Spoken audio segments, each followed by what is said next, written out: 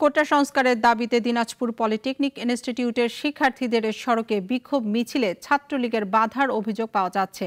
সেখানে আছেন সহকর্মী আবুল কাশেম ফজলুল হক। কাশেম, দিনাজপুরে কোটা বিরোধীদের আন্দোলনের সর্বশেষ তথ্য আমাদেরকে জানান।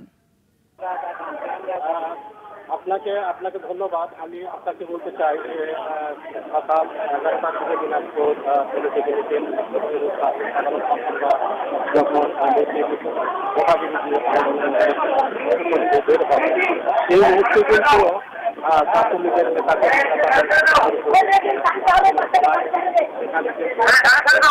যারা পালিয়ে যায়। অপরদিকে দুপুর 12টা হতে 12:30টার মধ্যে দিনাজপুর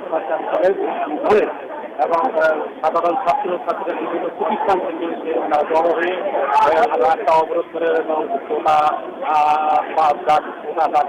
বাতিল করে তারা কিন্তু বিভিন্ন ধরনের স্লোগান দিচ্ছিলেন। এই মুহূর্তে যুবলীগের নেতৃত্বে ছাত্রলীগ যুবলীগ মিলে সবাই মিলে একসঙ্গে সাধারণ ছাত্রছাত্রীর বিরুদ্ধে চড়াও হয়। আবুল কাশেম, আপনাকে অসংখ্য ধন্যবাদ। একমাত্র ওয়ালটন এসি দিচ্ছে 1 বছরের রিপ্লেসমেন্ট গ্যারান্টি এবং কম্প্রেসারের 10 বছরের গ্যারান্টি।